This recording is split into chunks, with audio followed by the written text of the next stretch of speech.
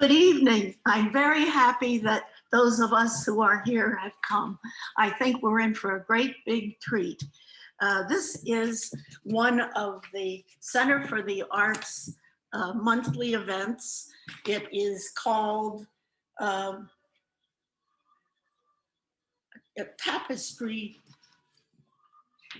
Tuesday. Yeah, right. Tapestry Tuesday, since it is that day of the week. And we are, well, they always do that.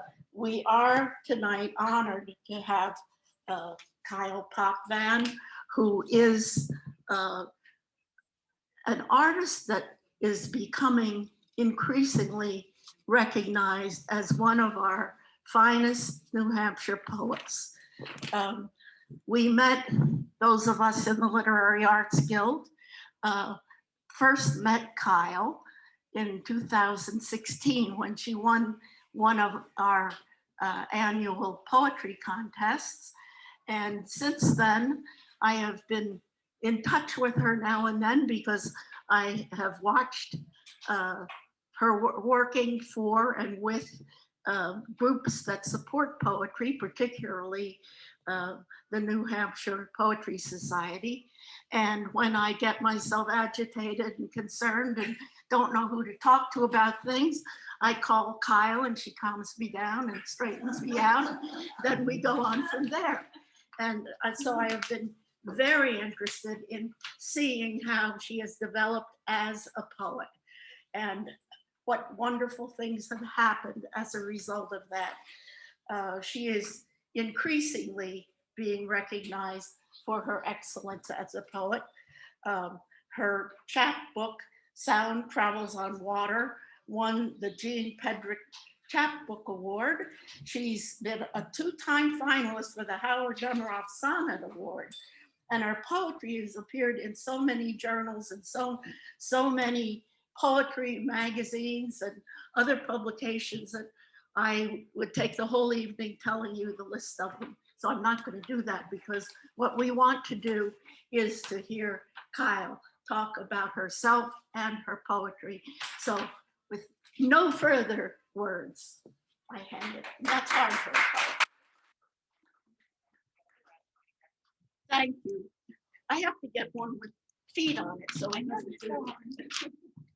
Joan, thank you so much. That was an amazing introduction. I'm going to take you with me everywhere. Thank you all for being here. So nice to finally be back in person after all this time. I mean, this is really one of the first in-person readings that I've done. And of course, thank you to our Zoom audience as well. Thank goodness for Zoom. That has been so important over these last couple of years to have the connection continue. So it's all coming back. So tonight, I wanted to read a little bit from my book, Loosen, that just came out last year from Hobblebush Books. And so a little bit of a COVID baby, but it was written over 15 years before that. So I'm going to take you through some of those.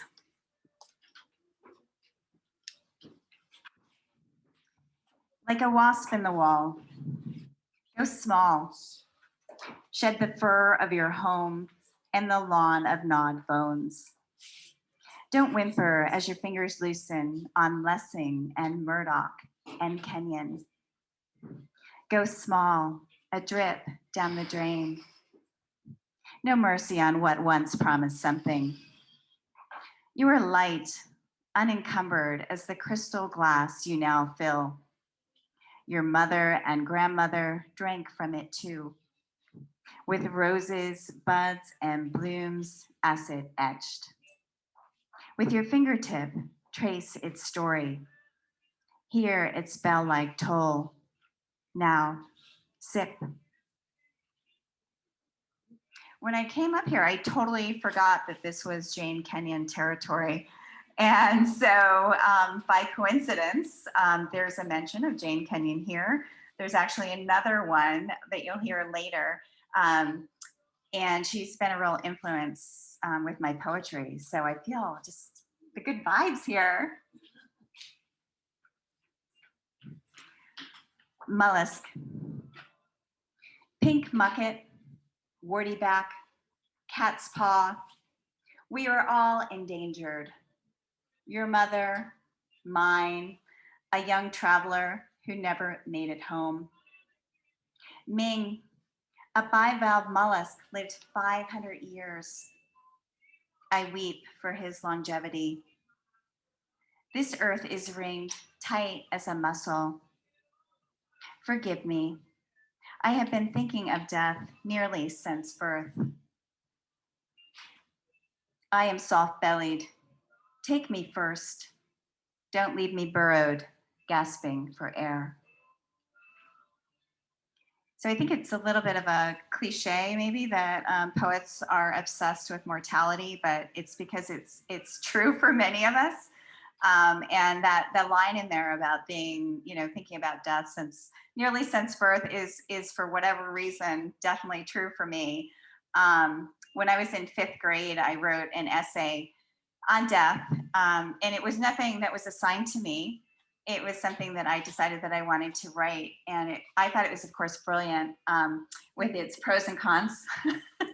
And so I gave my essay to my mother, and I never heard back from her. She never responded. So I finally said, Mom, did you read my essay? And she's like, it was interesting. So now, as a mom, I'm like, of course, a 10-year-old kid writes an essay on death. Like, that's a little concerning. But anyway. But my mom, this next poem is about my mom, and she was a lifelong dancer. So she was a dance teacher, and back in the 40s, she was a traveling rockette. Time step.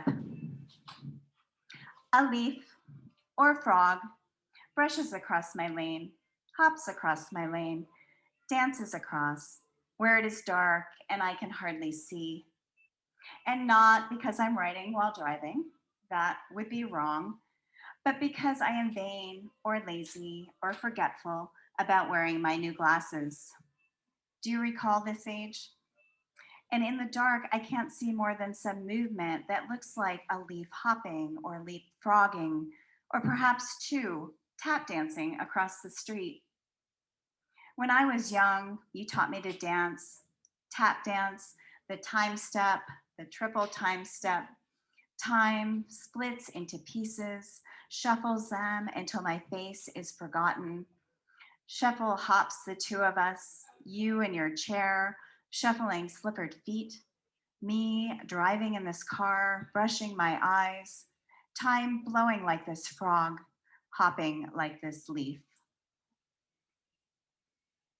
That gives you a little insight with my my writing practice as well. I am, for whatever reason, if I do a long car trip when I'm by myself, I don't turn the radio on or anything, it's silent.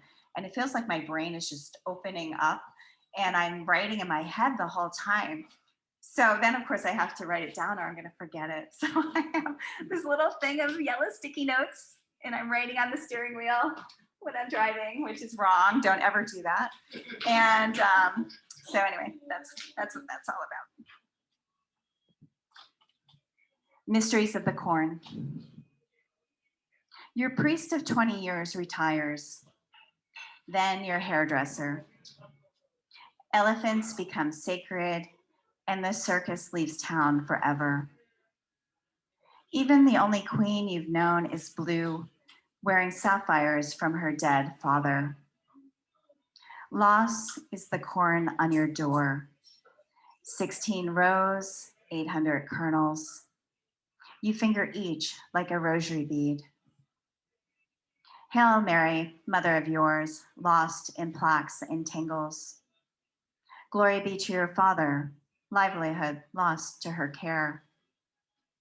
Hail, Holy Queen, watch over the teen shot near the corner, and for the other who died of conjecture. Our Father, remember the birch lost to infestation, and the road around the lake no longer traveled. Each year the husk dries, decays a bit more, but you hang it anyway, a totem to stubbornness. After all, an ear to the ground is useless. You know what's coming. When I was in my early 40s, I was diagnosed with breast cancer.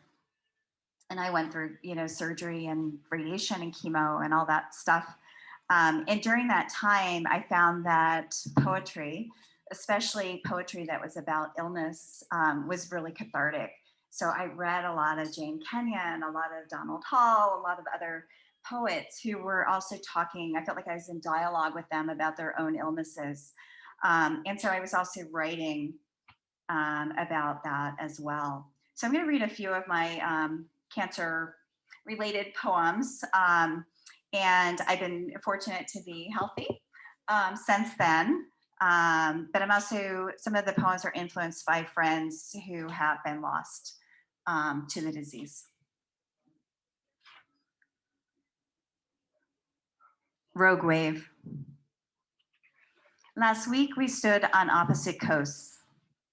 On the Florida side, waves ran at my feet, snatching bits of sand from underneath, persistent as the land-grabbing cells inside me. I wondered how long I could stand before, unbalanced, I'd float away, buoyant and hollow, empty as a jellyfish. And you, a continent away, I imagine your last thoughts, chicken for dinner, this awful cold. Before, trying to save your dog, you were swept away by the rough Pacific. Back home, I stand, sand still draining through my hourglass toes. And I wonder, Molly, was it a relief to be taken without notice?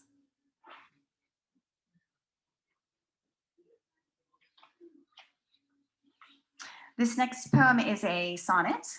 I do a lot of formal work. And I think that a lot of times people say that formal poetry, so rhyme and meter, can be limiting. But I actually think that it's the opposite, that you are forced into a box if you're doing a sonnet or a villanelle or a pantoum, but because it may not work the way that you think you want to write it because it doesn't fit into a rhyme or the meter, you are forced to change and come up with something completely different. So that forces you to be more creative, right? And to come up, it's almost like you're diving into that subconscious even deeper, and what comes out can be really surprising. So I think especially with tougher kinds of topics, that it can give almost a little bit of a distance to what you're writing about. And of course it's a puzzle. So when I was going through treatment, any kind of distraction was fantastic. So even though I was a little fuzzy in the brain from the chemo, like writing and focusing on the rhyme and the meter really helped to distract me from what was happening. The hard work of dying. The hospice nurse explained the letting go. Give her the space to do the work of dying. On the sill, a green heirloom tomato brought in before the frost sat there, sighing. Or was that me not knowing what to say? Don't ask her things. Such grief in giving up exchanges. Back off engagement. That way we help her go. Tea grows cold in my cup. 10 days since Emma took a sip of tea or ate a slice of grape. She sleeps while rain whispers a soothing chatter. The oak tree clears its throat, weeping acorns in the drain. Yellow snapdragons brighten up the room. A day from now, they'll see a second bloom.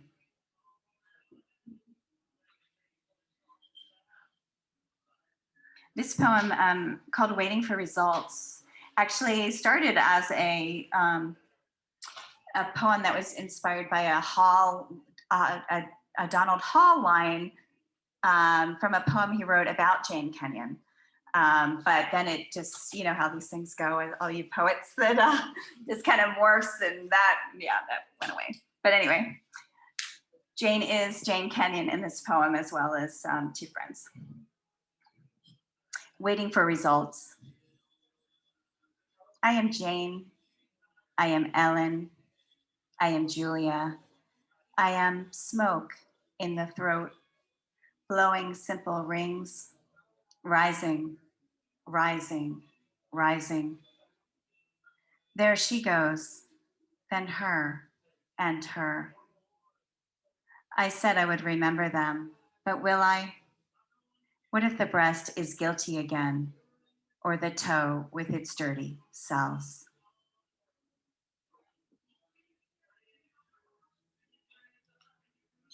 I'm going to read a longer poem. It's in 4 sections, and this is in blank verse, which is unrhymed iambic pentameter.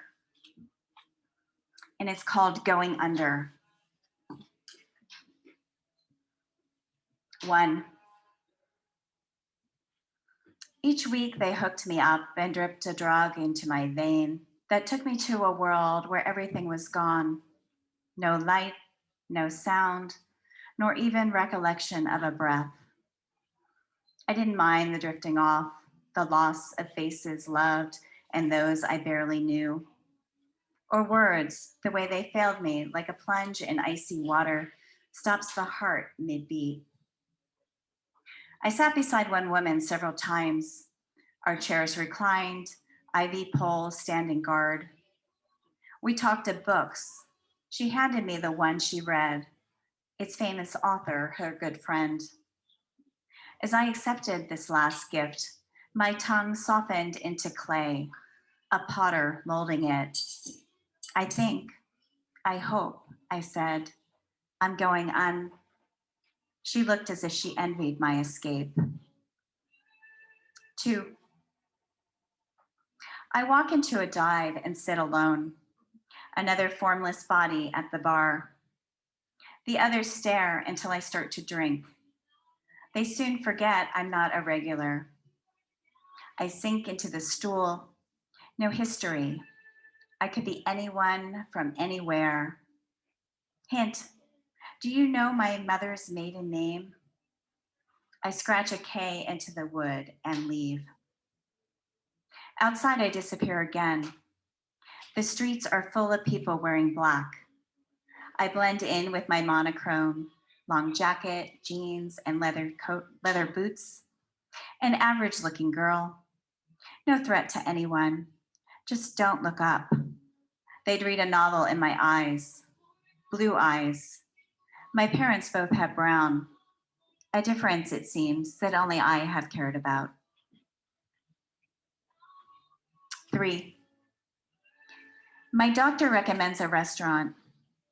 Hungry, my family searches for the site. My tongue can taste branzino from the grill, tomatoes, olives, spritz al aperol. The decades pass, 10 years since I was sick, and 30 since I first explored this place. Those years I felt the need to leave my home and disappear into another life. These streets could hide you for millennia. The Aqua Alta washes clues away. My sons are almost at that age. They're here, but soon they're on their own. Will they return? We lose our bearings in the alleyways. Ahead, a wooden bridge may take us there. Wait here, I say, and cross the bridge myself. I see the way. I wait for them to come. 4. The beach chairs, empty, line the spit of sand. They watch like critics poised to write reviews. My number soon will come. I follow loons, their ballet anguished with their mournful call. One time I knew each step of their routine, but now I'm bored and scatter them away. I wade in noisily. Small rocks don't hurt my feet. I dive, emerge, and start my dance. A practice breaststroke comes to me from pools and lakes, tai klongs and seas. I am surprised it is a welcome thing, the way the muscles memorize the past and share it differently. I float onto my back. A kick, a wave, a finger steadies me. The glare's not harsh. A rush of water drowns my face. I gasp. Now's not the time to fall beneath the waves. So let's mix it up. Let's do some fun. So I think we'll go to some food right now. I mean, everybody's probably really hungry. So here we're going to talk about ramps. So ramps are well, they're an allium. I don't know if I guess that's considered a vegetable, right? Or I don't know. Anyway, they're only found this time of year in the spring. They're like scallions, but they're called ramps. They're delicious. Ramps. Poached eggs on toast with ramps. Bon appetit, from the actual magazine. Hail, young allium, spring onion, wild leek. Your season is brief, yet you are complicated. 3 parts in one, pungent bulb that hides beneath the surface, magenta stem, broad, tender leaf that disappears by summer. Your ancestors have lined rivers and fed tribes. A city, Chicago, is named in your honor. Some try to preserve you, pickle you for the months ahead. But I say, sizzle in the heat of the pan, soften to unexpected sweetness. Join with a delicate egg, poached on a thick slice of toast, thinly spread with cheese, fresh goat, ricotta, burrata. This Sunday morning, rock the Malden, run with the abandon of broken yoke. And this is a little different take on eating. No treachery of maggots. They eat us up, snack on the wounds of the world. Who can blame them for saving themselves? But think of this. We might live on in the life cycle of a maggot. Egg to maggot to fly. Let's rename them something beautiful. Call them what we want to be. A saint, a thinker, an artist. Use a word like Medjugorje, marginalia, Magritte. Yes, let's call them Magritte. Remember, ceci n'est pas une pipe? This is not a pipe. This is a poem. Thank goodness this is not a maggot, and this is not the end. I'm going to finish with 2 last poems. This next one is I call it an unrhymed sonnet. So in some books, like that's not considered even a sonnet, but we can talk about that later. See what you think. God looks down at 3 a.m. Good, you're awake. Your eyes blink like stars. Millions of eyes, lit, unlit, open, close, brooding and bright-eyed in your lonely beds. Dark sky of worry up and down the streets. Concerns at this house, children, money, love. At the house next door, cancer, money, war. War, death, koalas, divorce, war, taxes. Starry, starry night. My flock, please listen. Fret well, gnash your teeth, chew your inner cheek. This world is pain. Do I have to say it? Who created it? Think hard about that. You lie, false corpses, arms, fallen soldiers. I see you are tired. Me too, exhausted. The sky is fire. I will try again.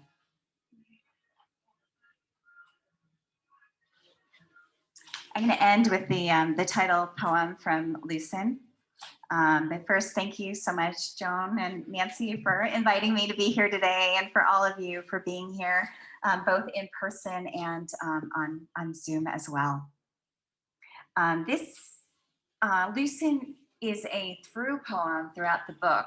So it's in sections, and every chapter starts with a different section of the poem, and then it's reprised in the back. Lucin. For years, I suffer snarls in my expensive necklace. I wear these knots daily. On a city street, a self-proclaimed shaman stops a woman. You have a knot too tight for me to remove. She opens her wallet to learn more. String around your finger, knotted to remember the thing you can't forget. Reef knot, sheet bend, clove hitch, bowline. Learn to tie and untie each. A doctor closes a wound, sees red and gold above the body. This is good. The young woman will heal. Red-headed woodpeckers, 2, dance around a tree. This means the tree is likely dead, my husband tells me. I picture them holding a garland between their beaks, tying a storybook bow around the trunk. For 30 years, the woman carries the knotted sutures inside her. One day, she realizes they dissolved decades ago. A friend explains how to remove the knots from my silver chain. I choose needles, one point anchoring, another teasing apart the tightness. Reposition, tug, reposition, tug. The knot loosens. So easy. Thank you.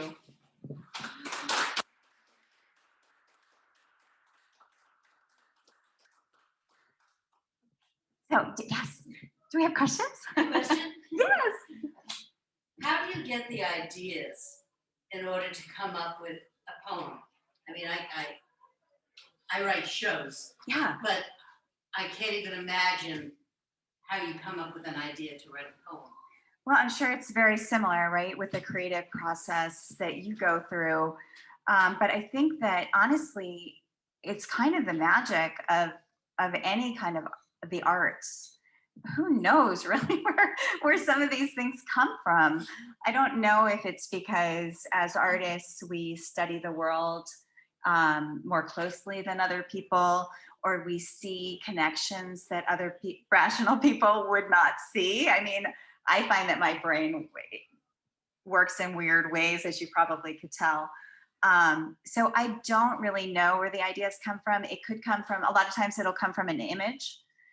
Sometimes even I'll say or I'll hear something and it's like, oh, that's that line. That's a great line. I got to use that and I got to write it down. So yeah, the inspiration really comes from many different places. Thanks, Holly. Yes. One thing I wondered about as I was reading through this book and reading through it again and recognizing that they are different poems, they're about different things, but often there's a feeling or a thread or a theme or something that somehow draws them together. And knowing that you must have 1,000 poems, how in the world did you do this? How did you select these particular poems and how did you put them together to create this book? Yeah, no, that's a really great question. I really am I'm a very slow poet. It takes me, sometimes poems come more quickly, but a lot of times it will take a long time for me to finish them. So I don't have a huge collection of work to pull from. So in the process of this, and that's why it took me 15 years to write this book. So what I did was I started with a basic manuscript. And, you know, when I started, I didn't know what I was doing, to be honest. And one of my first things, once I had what I thought was a pretty good manuscript, I went to one of Joan Houlihan's manuscript conferences. I don't know if you've ever heard of them, but they're really great. And you go for a weekend and you go through a lot of things like smaller sections. And then the culmination is you put your manuscript as it originally was in an envelope. And then one of the esteemed editors, real editors, open them up and they respond as if they were getting it in the mail. Well, very quickly I found out that, oh, I was like, not good. It was not good at all. So I had to totally go back to the drawing board, which was fine. So I did. And I just kept culling poems. And as I would write better poems, I would take out weaker ones. It was called like 15, 20 things before it came to loosen. So it's a process, at least for me. But that's what I would do. I would send it out and I'd get rejected, and then I'd send it out and I'd get rejected, but I'd always be changing it and trying to improve it. And I would start to see like, oh my gosh, like, how did I send that out? And it just started to come together, and I was learning more as I went. So it was a long process, but it went well. And then I went to another of Joan's conferences 2 years later, and I got very good response. So it worked. I worked hard on that. But anyway, it's great to get feedback, especially from people that have done the book thing before, and kind of things to think about that you wouldn't know unless you had done it before. So that's kind of how it all came together. And then I was telling you all, because some of you know Brenda Wilbert, who is the artist who designed the cover. This came about because Alice Fogel, the New Hampshire Poet Laureate at the time, created a project where she matched poets and artists together. And Brenda and I didn't know each other, but when I was looking at all the artwork of these artists, when I saw her work, I loved it. And when I read more about her background, she was very much into healing arts. And so it kind of fit along with what I was doing with my writing, with illness-inspired work and other things. And so we just hit it off. And so I was so excited that I got to be assigned to her. So we chatted about the cover and what we were going to do, or not the cover at that point, just the project. And she came up with this beautiful painting that stayed in my office for a few months. And from it, I wrote the poem Loosen. And it wasn't until later that I realized that it should be the title poem, and that, and again, Joan had recommended, like, is there a poem that could be this through poem? And Loosen was almost perfect. I mean, there's a New York section, there's a cancer section, there's it seemed to just fit together.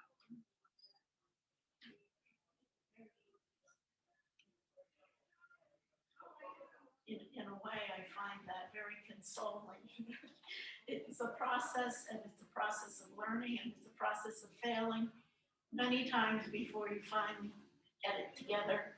And it's a matter of many influences participating in what is finally the product that you want. It is. And I think just as we all enjoy the process of writing, I remember I had interviewed Linda Paston, who's one of my favorite poets, and we talked about creating a book, and she talked about how the book should be a greater sum of the parts, so that it's its own artwork almost. I'm paraphrasing that part for her, but that was my idea, that you need to find out how all these pieces fit together. And that is a creative process in itself, and it's different than writing a poem. So as long as you're enjoying it, and it's painful at times, of course, like, oh my God, another rejection, or, whatever. But if you look at it as if, okay, like, how can I, all right, fine, that was bad, but what can I do now to make it better? And then it's just a challenge. How does your family and your sons react to respond to your poems? Do they read them? Don't tell them, but I don't know, they'll never see this. But so they I signed copies, and they're very sweet and very, very, I think, proud of their mom. It's very kind. But so I signed them books, right? And they have them. And I wrote a poem that is not in the book, and it's called To My Children Reading My Poetry After I'm Gone. And it's in couplets, rhyming couplets. And it's actually kind of a funny little poem, but it's about basically like, don't believe it, it's not true, we're poets, we make up stuff all the time. And, so, and it's a trust what's written in your heart. And so I printed it out and I put it in the back of both of their books. Has either one of them ever mentioned it? No, because they haven't read the book. But that's okay. I kind of don't want them to. Don't read those New York poems. No. So anyway, but they're love to go to, like, they'll go to a launch for me or whatever. Very supportive. My husband's amazing. So I'm really very, very fortunate. Well, thank you again. It's been an amazing evening, and I appreciate you all taking the time to listen to my work, and great chatting with you all. Thank you.